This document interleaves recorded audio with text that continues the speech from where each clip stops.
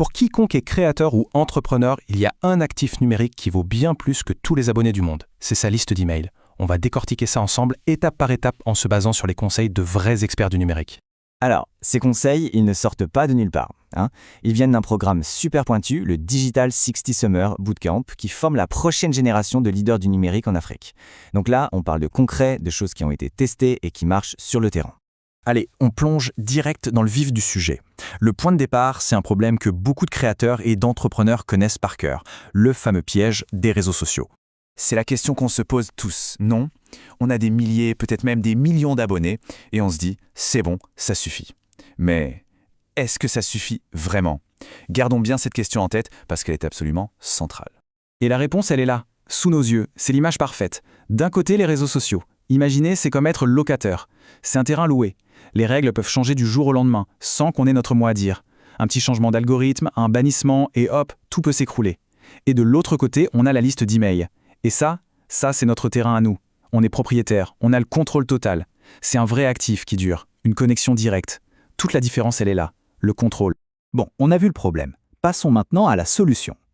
L'idée est simple. Si on ne veut pas être un simple locataire, eh bien, il faut devenir propriétaire. Et la clé de tout ça, c'est de construire sa propre audience. Comment? Grâce à une liste d'emails. Et attention, ce n'est pas juste une question de sécurité pour se protéger, non. D'un point de vue purement business, le résultat est sans appel. L'email, ça reste et de très très loin le canal avec le meilleur retour sur investissement. Chaque email qu'on a dans sa liste, c'est une ligne directe pour créer de la valeur. Alors, concrètement, qu'est-ce que ça change au quotidien? Ça change tout. On maîtrise la relation avec son audience, on ne dépend plus de personne, on construit un actif qui en plus prend de la valeur avec le temps. Et surtout, on a un canal direct pour absolument tout faire, vendre un produit, faire un sondage, mobiliser sa communauté. Bref, on reprend le pouvoir.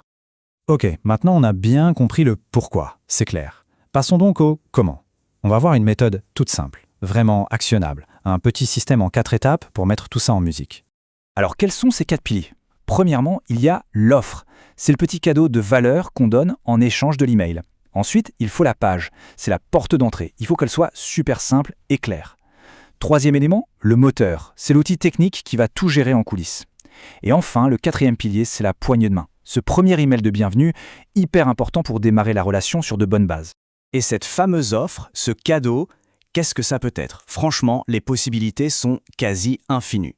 Un petit e-book, une checklist super pratique, un modèle de CV ou de budget, une vidéo exclusive. Il n'y a qu'une seule règle d'or, ça doit résoudre un vrai problème pour les gens qu'on cible.